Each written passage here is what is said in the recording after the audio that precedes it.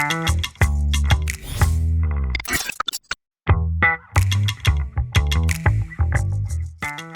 everyone, thank you so much for joining. My name is Colin Fitzpatrick, and this is the BetterTech AI podcast. Today, I'm very, very glad to be joined by John Reilly. John, thank you so much for joining. I'll hand over to you real quick to give a very brief introduction of yourself.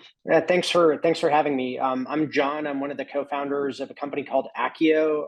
We're a data platform that lets people use AI and ML to interact with data to get better business outcomes and better operating efficiency. My background is I was a long time ago an electrical engineer. I spent a lot of time as a product manager in my career, and about 4 years ago now, founded Akkio. Back before LLMs really blew up, to try and make it practically easy for the people operating inside of a business to start applying ML models to extract value from their data. And we've just been building since. So nice to be here. Oh, that's awesome. So I suppose I better give a little bit about myself as well. My name is Colin Fitzpatrick. I've been 20 odd years in big tech companies like Oracle, Dell, Salesforce, HubSpot.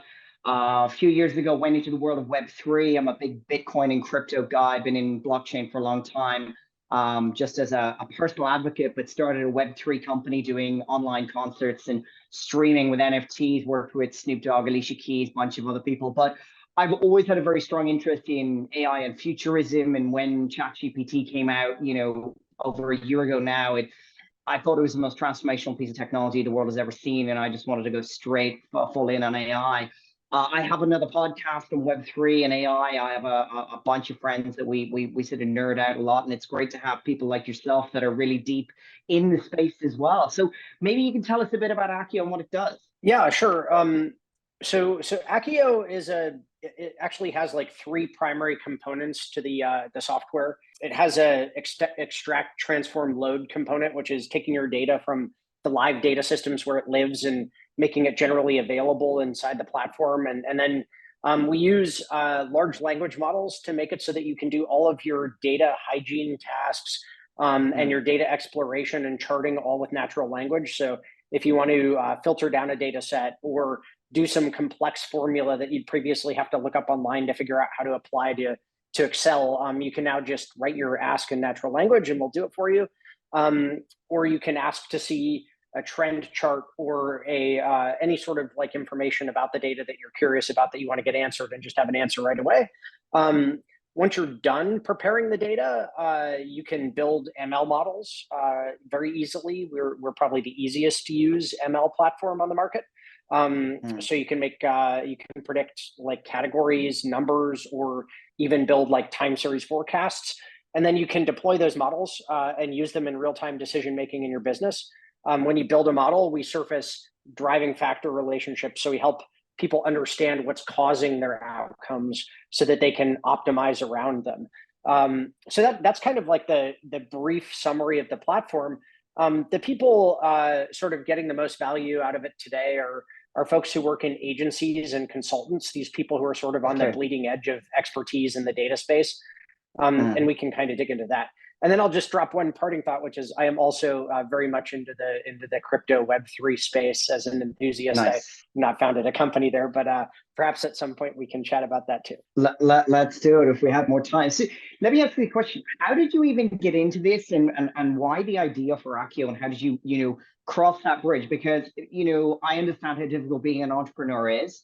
And actually getting past that chasm into a successful business is something not a lot of people can do. So I'm always really interested in what made you come up with the idea and what was the catalyst to go launch it. Yeah, so the founding team was working at another startup in the 3D printing space, actually. I ended up running marketing there. I came in leading product, but I ended up also taking over marketing. And when I did take over marketing, one of the things that I saw very quickly was we had a really large volume of inbound leads coming from all sorts of different sources. Some of those sources had a lot of the total pipeline we were generating in them, but very, very small percentage of quality leads. So the sales team was like forced to go through all of this like terrible work in order to just find the few good quality leads that were coming from the source. But because the Mm. source was really affordable, the price per quality lead was actually quite good. And so like any situation, we found ourselves in the need of a filter or a mechanism of like surfacing which of these leads were actually the good ones out of the giant mess. Yeah. And obviously in a case like that, machine learning pattern matching past good leads and past bad leads. If you can build a pattern matching system that looks at your future leads and tells you which ones are most likely to be good, there's a super lot of It's very value there, valuable. because Yeah. I mean, we all know like the fastest you connect or reach out to somebody, the better. If you Mm. can have your team start talking to the ones most likely to convert first and work their way down, that'd be meaningful. And so we Mm. went looking for ML solutions to help us with this problem. We tried some of the vendors on the market, and back in those days, it was mostly professional services. There weren't really software tools that you could use to do this yourself. There were companies who would do it for you on a contract basis, Yeah. and that came with a whole bunch of complexity and lack of understanding of like actual data, the like market, and all the things that kind of go into really being like skilled at operating a business. And then there were a bunch of other examples too. Like we used to print these metal sample parts, these 3D printed bottle openers, as a lead gen mechanism, and they cost us Mm. a fair amount of money to make and send, Mm. and we couldn't make them quite fast enough. And so we need to filter through all the, we added an application field because we had people requesting them, for their boyfriend's birthday, and people requesting them because they worked in a machine shop and wanted to like see if they could make a part with it. One of these is a good lead, one of them's not. We had them fill out a Yeah. text field, but it was too hard for the sales team to go through and read them all and like say send the part or not. So it created this big mess. We wanted a mechanism of like reading the text Yeah. and automating a response. So that was the genesis, and the frustration point was you simply couldn't do it yourself. Even though we were like reasonably sophisticated operators, there was no way that we could take the time to go learn data science to do these tasks, and no tool that made it easy enough for somebody like us to use. That was the genesis of Akkio. So that's essentially the perfect story for how businesses are born. You know what I mean? Finding a problem yourself and then going and solving it. I think, I've been talking a lot about this recently, how AI and ML is going to affect. I mean, I'm a sales guy. I was in sales for 20 years in some way, shape, or form, either directly selling myself or managing sales teams or doing a lot around demand generation for large companies. And so I'm very, very well aware of all of those problems. I've also been leading a much smaller scale sales process for a early stage startup, quite recently. And when you're doing it all yourself, it's a bit of a nightmare. But what I found is that there's some really great AI tools out there to help you with this process. Another friend of mine's building something similar. What I'm wondering from you is, where do you think this is going to end up over the next little while? While all of these incredibly laborious and detailed processes are being automated now, it's going to cause an absolute flurry of outbound sales activities, and I've even seen it myself. In my inbox, in my LinkedIn, the amount of pure cold outreach happening now that is automated by AI is getting a little bit out of control. What's your thoughts? Yeah, I think with anything like that, once you can have like very cheap, like infinite content, it kind of becomes meaningless, right? Like Yeah.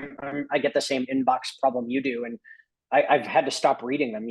There's just no world where I'm going to look through each one of those and try and figure out if it's something that I might be interested in. It's just too much volume. And so when that happens, I mean, you have to start thinking about creative alternative ways of getting in front of people.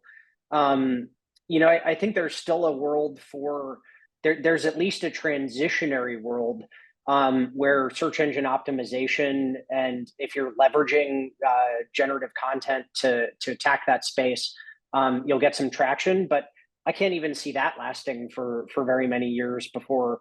If you think about like what people search for when they search online, I think something like 80% of the searches are informational, like people trying to learn. 20% are like branded, directed searches, right? As vendors in any space, today the way that internet works is you're trying to intersect those informational searches to like sell a product to people. You're trying to set up a sign on the side of the highway. I suspect LLMs replace the informational search because they're actually trying to answer your question, not like sell you something. Yeah. And people will just bias towards that. The branded searches and how you get like in front of people is going to be more challenging, but also open to more creative approaches. And I think like anything, I suspect word of mouth, like community reviews, like actual people telling you, I've used this product, it's actually good, you should check it out, are going to be the ways that people like grow businesses. Well, I would hope that, maybe AI and LLMs will help us get better targeted advertising, because the amount of stuff I get that is of absolutely zero interest to me. I mean, I don't know whether you get the same, and I'm going to write about this because I wrote a lot on LinkedIn. I'd say almost every single day I get someone coming through to me offering me software development services, AI, blockchain, whatever it is. And I have no need for that. And I don't know. My question to me is, I don't even know how these guys are even being successful. Maybe they just send 10,000 and they get one or two to say yes. But, if I wanted a company to do, software development, I would not pick someone that has cold emailed me. I would go exactly as you said. I would go word of mouth. I would ask around, and I have a far good enough network to get a good answer there. Another question too I see is that and I am people reach out to me and ask me about this.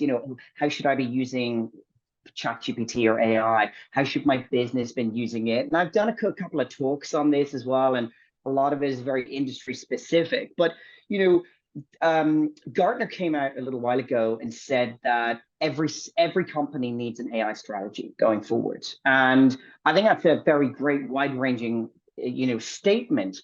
But it's too wide. And I suppose what I'd like your opinion on is, how should companies in 2024 start thinking about AI for themselves, maybe for competitive advantage, etc.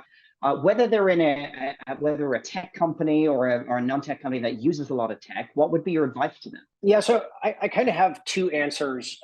Internally to Akkio, we have a rule that if you're not using AI to make yourself more efficient at your job, then you don't have a place at Akkio. We use AI to build AI.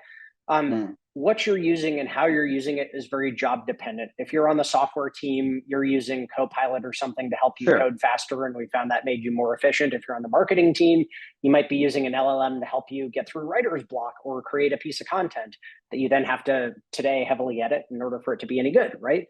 And so I think operating under the assumption that everybody will be enabled in some way at whatever job they do with an AI or ML platform is the right assumption to make as a business.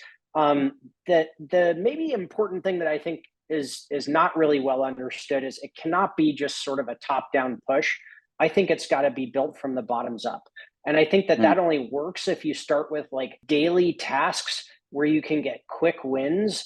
The sort of historic way of approaching the task of injecting machine learning or AI into a business has been some executive says you have to do some initiative for it so that they have some optics around it. And, everyone sort of scrambles to find some way to get value. And the high value things that would make sense to an executive are incredibly complex, right? They've got so many moving parts. I'm a believer that you stack up a bunch of daily quick wins for every member of the team at the bottom, and those end up being huge trajectory changers overall. And you don't bite off too much to begin. Bite off small wins, and then build on top of them. Start with low risk, high return stuff, and take it from there. And you'll end up eventually getting these big complex things moving in the right direction, but you can't start the other way, in my opinion. Yeah, I pretty much agree there.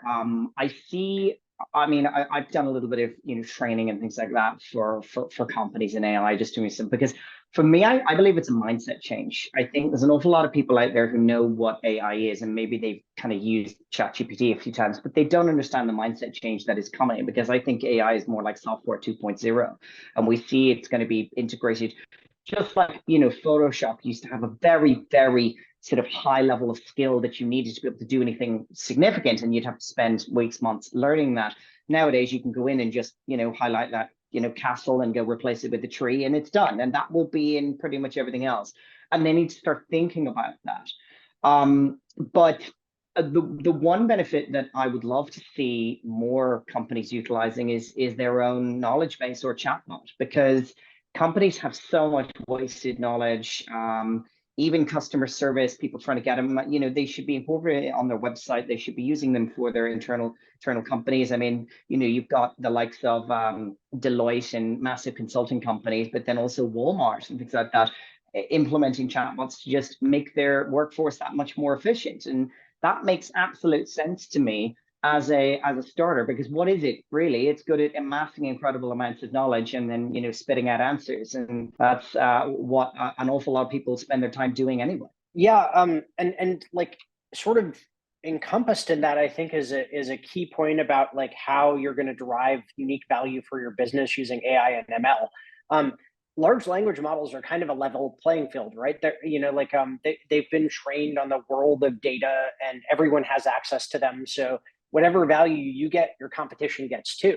But your internal data, be that your knowledge base or your actual business systems data or the information about your customers, that starts to become like your critical differentiated edge. That's the unique data pool on which you can pull to build on top of and do better than everyone else, because it's your data and your like better knowledge of your customer and market. So that'll help you with the targeting of your marketing, of course, and making it more appropriate to the people more likely to engage with it. But it can help you get operationally efficient in very specific and important ways. So the more like as a general tool set, it's my belief that pretty quickly most people will be using it, and then everyone will be level. There will be a period where early adopters get a little bit of an advantage.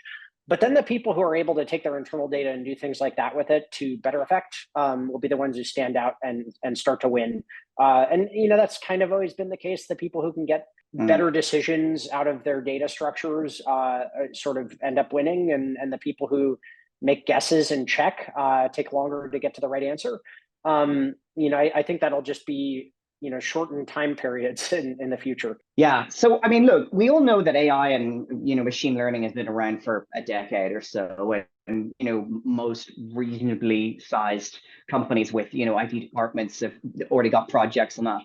Explain to me how you think things have changed in the last 12 months since the, release of ChatGPT and the fact that everyone now knows about large language models. How has that changed, and what's the future going to look like? Yeah. So, it's really been a tipping point. Like our thesis when we started Akkio was that the barrier to these tools was the complexity, right? And we touched on this a little bit earlier. Like the future is going to be a world where if you have to go to classes and get certified to use a software package, that's a problem, right? Why would people want to do that? It's got to be easy enough to use that you can figure it out. And LLMs are, they've been around for a lot longer than ChatGPT. But the thing that really like kicked it off was when it came up with a chat interface that made it easy enough for the average person to interact with. And so obviously that's had a lot of far-reaching implications across the industry, because now everyone's like, oh man, this is a tool I could start using right now today to get some benefit. And the benefits can be like everything. I mean, it's so wide ranging. That's caused even more interest, I think, overall in adoption, and it's kind of pushed it down the ladder. I don't see a lot of corporate initiatives where it's like start using ChatGPT. It's more like where are people using it in our business, and what is the value they're getting, and how do we encourage more of it, and how do we make sure our data is like not shared in ways that we don't want it to be shared, so that other people get access to it, right? So for us, like and for the industry, I think it's been kind of transformative, because it's got a lot more attention on what's possible, and people like starting to move faster on adoption. So that's great. I think LLMs are just going to get better from here, and the ways that they're going to enable you are going to be shockingly diverse. They're not just text creation tools. They're not just like software coding tools. They actually let you personalize user experiences, right? They let you sort of dynamically customize information you show people in a product. They're going to make everything easier over time. So it's been sort of a clear watershed of before and after, like chat blew up. I think the the sort of total landscape is going to play out over a couple of years, right? It's still a little early, and we'll probably have a little bit of disillusionment with LLMs in my estimation. While they continue to get better, people are going to run into the limits. Well, yeah, I mean, that's true. I think in 2024 things are going to change rapidly again. But some people are saying we may have this AI winter where we'll just hit another sort of ceiling of some sort. But when you look at what's happening in open source, I mean, just to come back to your other point there, ChatGPT 3.5 was the one that we saw when it exploded onto the scene, and they had a 1 and a 2 and a 3. And they were just used by coders, essentially via some sort of, nerdy, development window.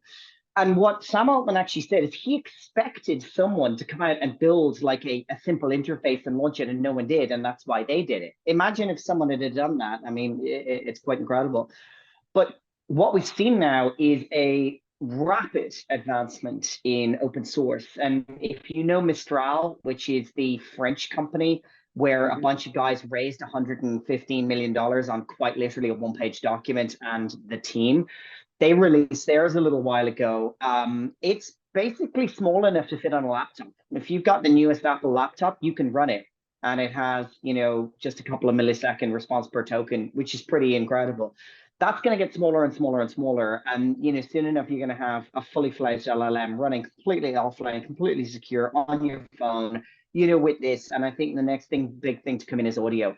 I talk to ChatGPT all the time. I have a little app called Jack Chat, which is brilliant, but the actual app itself has it. And it's amazing. You can go into chat mode, you can get it to, talk to you. It's not the best conversationally, but it's good enough. And sometimes I talk to it when in the car, when I want to research something and I want to know about something. And a friend of mine told me he puts it at the dinner table, him, his wife, and his kid, and ChatGPT is amongst the conversation. And that's something that I see going to be very, very, you mentioned personalities earlier. They are absolutely coming. And Meta brought out, you got Snoop Dogg and Paris Hilton and Tom Brady that you can talk to, but they are coming. Character.ai, that's raising at a $5 billion valuation right now. So I think, like you said, this, bland text box where you ask a question, you get an answer, we're going to laugh at that in a couple of years. Yeah. And, it's hard to predict how good they're going to get too. But I suspect they're going to get much better than they are today. And then small ones will be application specific, like you said, living on devices, or, if you have one that's job is to write SQL so you could parse a data set, that doesn't have to be a fully capable, fully fleshed out like LLM. It just has to be able to do that specific job, right? I think they start getting used in ways that, people are currently starting to build them into stuff. They'll be built into everything. And that's going to be great, because it'll just make everything much easier to use, actually, because you'll interact with it in more natural ways. Well, exactly. And I'm home right now with my 80-year-old mother, and she struggles an awful lot with technology. Like she does kind of have a tablet and kind of uses WhatsApp, but finds it very challenging. And her TV, the system got updated, and she has a new box and new remote, and it's life-changing for her in a bad way, because she just can't fathom. And I was thinking to myself the other day, in a couple of years old, I'll go away, and she'll just talk to the TV, and it'll understand here, it'll come back. And, I think in a few, we'll look back in, 10 years ago as the dark ages of you have to be some specialist to be able to use technology. And it is a great leveler. It's democratizing, the ability to use pretty much anything. How do you see that affecting specifically in your business? I mean, data, analytics, all very, very technical, but is all going to get significantly easier into the future? Yeah, I mean, that's been our core thesis from the beginning, is that if you can make these things easy enough to use, more people will adopt them. And in fact, like today, machine learning is used in a very small subset of business tasks, even in the most sophisticated organizations. And then the long tail of those businesses, the sales teams, the marketing teams, the support teams, HR, finance, they're typically not leveraging machine learning in their data analytics yet. And so what we're trying to build, and what I strongly believe the future is the ability to start doing way more sophisticated tasks. We're like very analogous to the situation of the tech is too hard for most of us. We can't figure out this complicated TV interface. only it's a command line prompt and you're using a notebook, will, I think, rapidly switch over into a world where all of these technologies are more accessible and you can use them to much easier effect. And so that's that's why we're kind of believers in like consumer grade ease of use for B2B software is the future. We believe that subscription models where you don't get locked into big year-long contracts are the answer, because your product has to be differentiated and it has to be better and easier, or you don't deserve to win. And locking people into bad situations they want out of is just not good for anyone. I think it's going to get to a point where people will do way more sophisticated things than they do today. And they'll spend a lot more of their time making sort of like important, high impact decisions, as opposed to like, trying to read the tea leaves of data by making different graphs. Yeah. I mean, just so kind of two-part question here is, do you think all of these, tools and analytics that are previously really only utilized or even available to much larger businesses are now going to be available to smaller businesses? But, these things are highly dependent on large volumes of data, and, smaller businesses typically don't have that. How do you see that panning out? The very smallest of businesses will not have as much data, but we're a ground up company. Like I mentioned at the beginning, our belief is that the wins are small and on individual teams. You actually don't need that much data to start getting like advantage from ML modeling. We've seen people with as few as 1,000 records build like competent lead scoring models. It really depends on the clarity of the pattern. The more data you get, the better the models get, up to some asymptote where they can't learn any more pattern because they've been shown enough examples. But if you can tip a probabilistic decision even a little bit, if you could put the odds just a little bit in your favor, you can build Las Vegas, right? And so our thesis is that even very small businesses, and our platform's designed to be very affordable. It starts at $50 a month. Even very small businesses can start to get advantage in various ways from using AI and ML, and they can start to leverage their data, and even if it's just to understand the patterns that exist in it today, so they can focus in on a segment of customers that's most likely to convert. And then over time, as you get cleaner data, as you get more data, the strength or capability of your models just increases. And so like we see people in like 5-person companies getting value, and the place where usually we don't see value is if you're just starting, and you're just standing up a CRM or something, and you don't have any data really captured. Then you're using LLMs and stuff like that. But even so, you can start to combine these pieces into good effect. So, for example, take search engine optimization.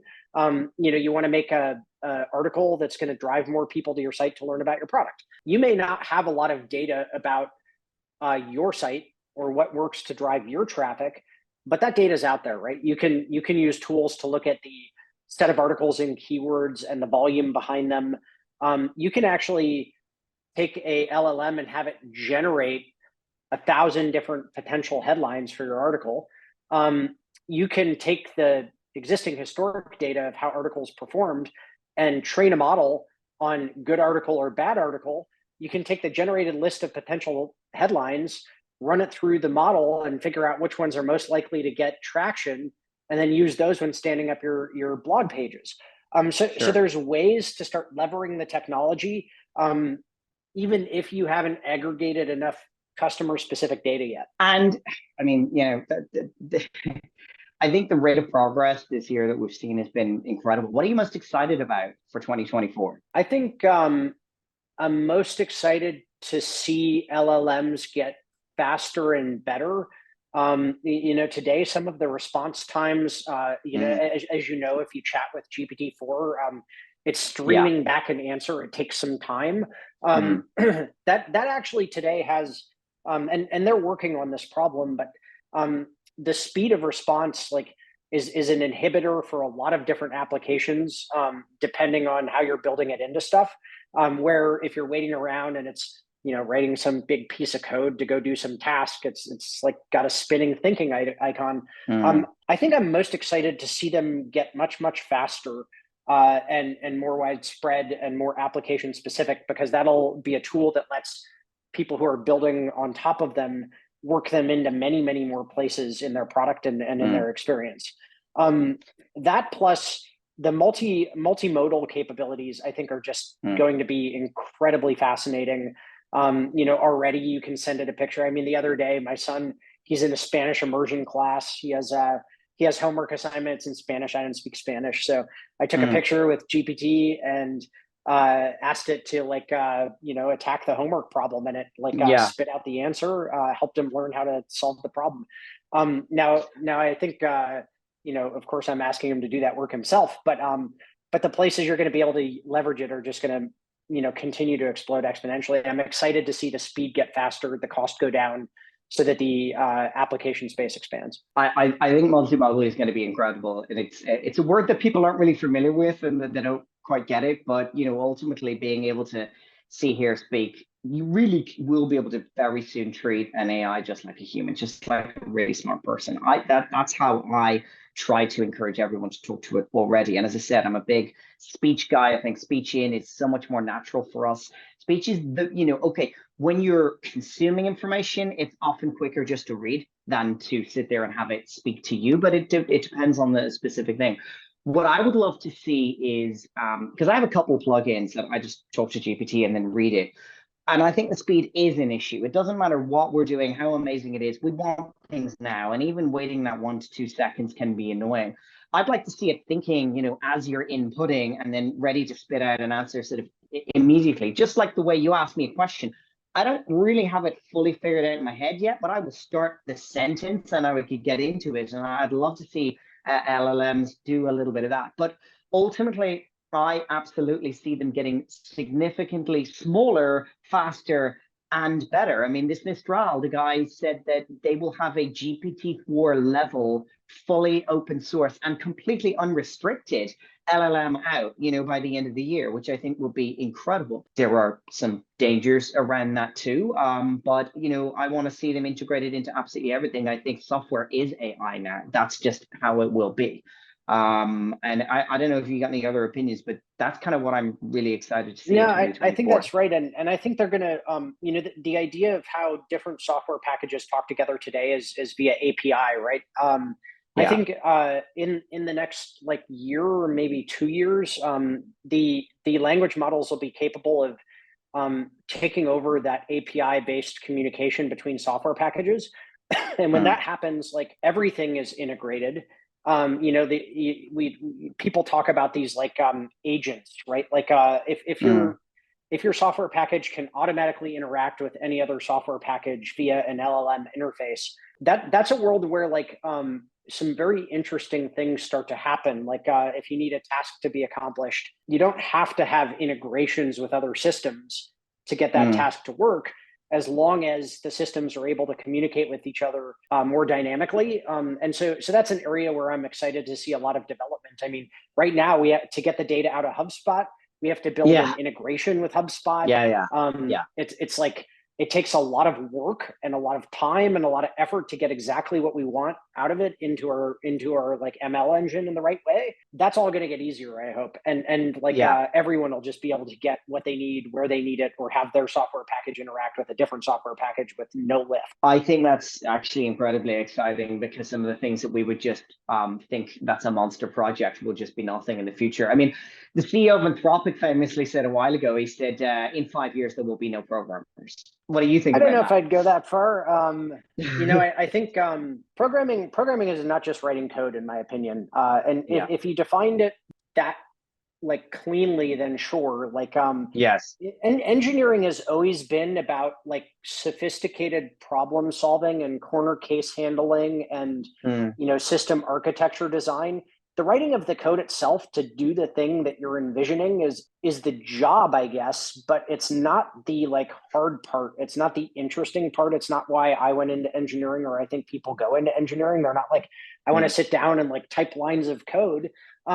they're like, I want to elegantly solve like interestingly complex problems and think through what would Yes. be the best approach. Those are all sort of very specific tasks where a generally trained LLM may not be the best way to approach it, because you're usually building something new. You're literally engineering something.